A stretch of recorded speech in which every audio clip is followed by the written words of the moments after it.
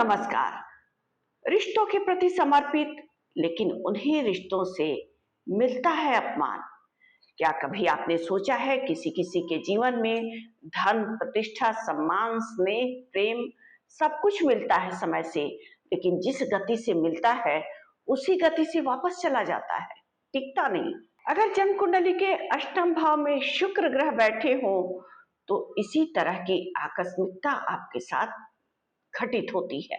आज हम जानेंगे इस वीडियो के माध्यम से कि रहस्यों के भाव अष्टम में जब शुक्र जैसा सौम्य ग्रह बैठ जाए तो किस तरह के प्रभाव दे करके जातक के जीवन को प्रभावित करता है। जन्म कुंडली के आठवें भाव से हम आयुष्य, गुप्त ज्ञान, रिसर्च, आकस्मिकता, संघर्ष, समस्या, उतार चढ़ाव, असफलता, सफलता, ये सब कुछ देखते हैं।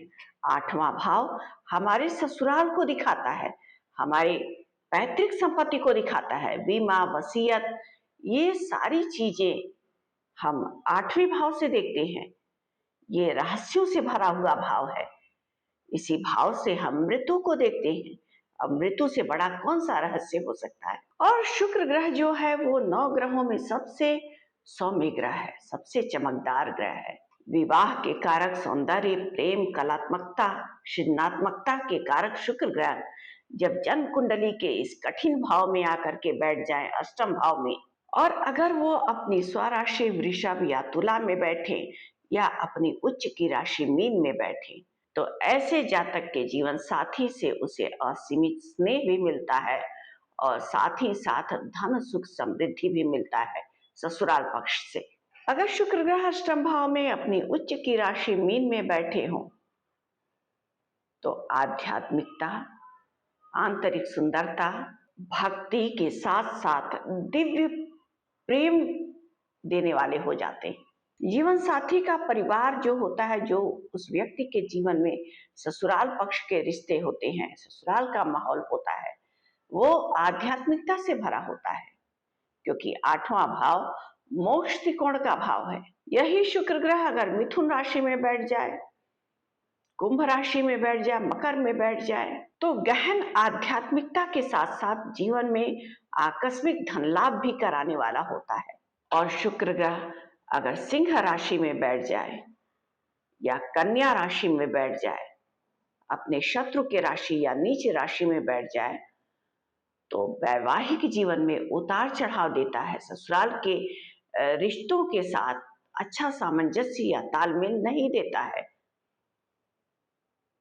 ससुराल से संबंधित रिश्तों को लेकर के भावनात्मक तकलीफें आती हैं उस व्यक्ति के जीवन में, जिसके अष्टम भाव में शत्रु राशि में या नीचे राशि में शुक्र ग्रह बैठे।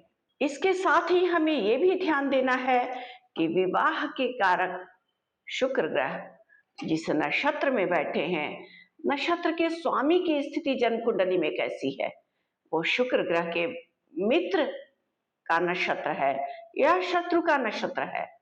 अगर शत्रु के नक्षत्र में शुक्र ग्रह बैठ जाए तो वैवाहिक जीवन में समस्याएं और ज्यादा बढ़ जाती हैं। ससुराल पक्ष से जिन रिश्तों को हम देखते हैं उसमें उतार चढ़ाव, संघर्ष, समस्याएं और बढ़ जाती हैं। ऐसा व्यक्ति अगर बहुत ज्यादा टैलेंटेड भी हो तो सही समय पर सही तरीके से अपने टैलेंट का उपयोग भी नहीं कर पाता है। अगर मित्र राशि में या अपनी स्वराशि में या उच्च की राशि में अष्टम भाव में शुक्र ग्रह बैठे हैं तो दाम्पत्य जीवन में मधुरता के साथ साथ आध्यात्मिकता की तरफ व्यक्ति को प्रेरित करते हैं।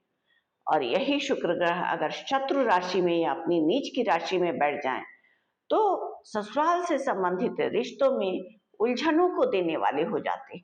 अष्टम भाव में बैठे हुए शुक्र की दृष्टि जन्म कुंडली के दूसरे भाव पर पड़ेगी, जिसे हम कुटुंब का, धन का भाव कहते हैं, जहां काल पुरुष की कुंडली में स्वयं शुक्र की ही वृषभ राशि बनती है।